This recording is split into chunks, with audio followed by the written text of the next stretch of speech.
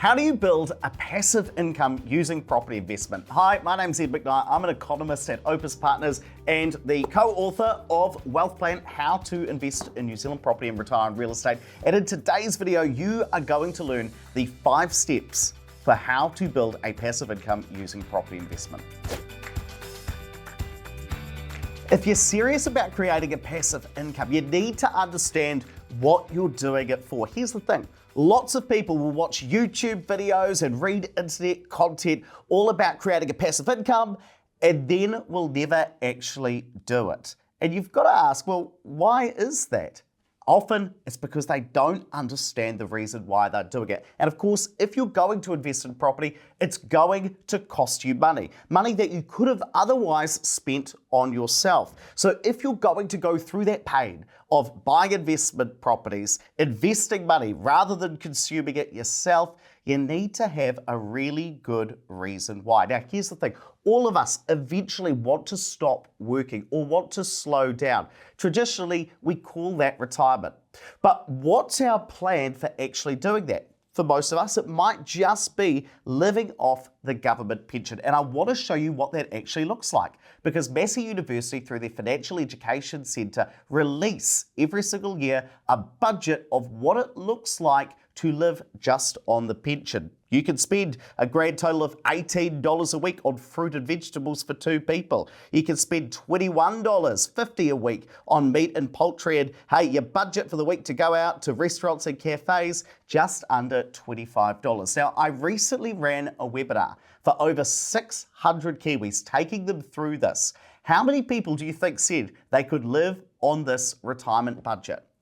Of those 600 people, only 13 people said they could just live off the pension. Over 97% of people said they couldn't do it. And because of that, you need some other assets. You need to generate a passive income so you can eventually slow down and stop working.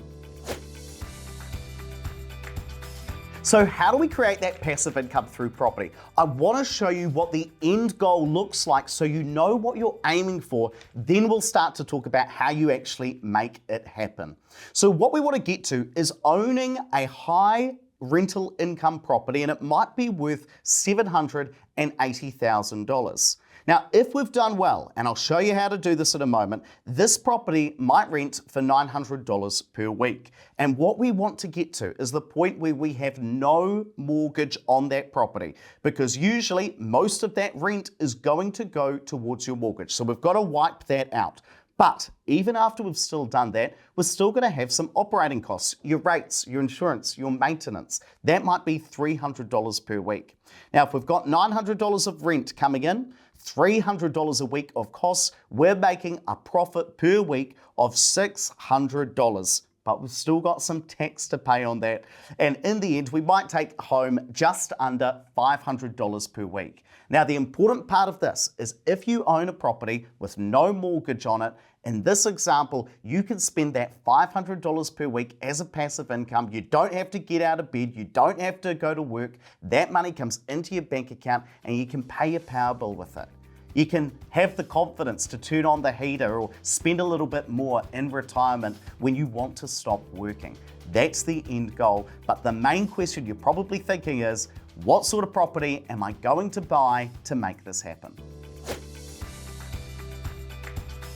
Sometimes when I talk about a $780,000 property that rents for $900 a week, people say, Ed, is this a unicorn property? Are there really properties that rent for that much out there? And the answer is yes, but we're looking specifically at yield properties. So there are 3 types of properties that Kiwi investors tend to go for. You've either got growth properties. These are properties that increase in value really quickly, but provide a lower rental yield. Those are things like houses and townhouses.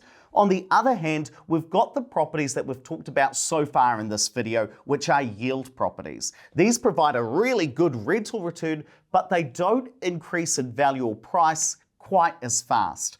In the middle, we've got lemons. These are neither growth nor yield, and we should stay away from those. Now, at the point that we want to create that passive income, we are going to be investing in yield properties. So what does a yield property look like? Well, probably something like this. This is a dual key apartment. That's where you've got a studio on one side and then a one-bedroom apartment on the other. And because we've got those two sources of rental income, because these can be rented out separately, that's how we get that really high yield. But remember, if we are going to create a passive income from this property, we've got to have no mortgage on it if we're going to get a really high amount of passive income. But if you're like most people, you're going to say, Ed, I don't have $800,000 in my bank account to buy this in cash. That's okay. Most people don't. But that's where growth properties come in. To get the money to buy these yield properties in cash, most Kiwi investors will start by investing in growth properties. And if you want to learn more about how to find good growth areas to invest in, check out this video about the best places to invest in Auckland. And of course, don't forget to subscribe to our YouTube channel. We release new videos every Monday and Wednesday. Now, if you've been subscribed for a while, you'll already know what a growth property looks like. Probably looks something like this, which is a 4-bedroom double garage property in Rolleston, Canterbury. Now, the purchase price on this is $785,000. And because it's a growth property, we're going to assume that it's going to increase in value by 5% per year. Now, that is slower than what New Zealand property prices have increased in the past, but when you're running the numbers on an investment property, it's usually a good idea to be conservative. Now, here's how most Kiwi investors would set this up. You'd purchase it, and over time, it would be increasing in value, but most investors would set this up on an interest-only mortgage. That's where you're paying the interest to the bank, but you're not paying down the debt.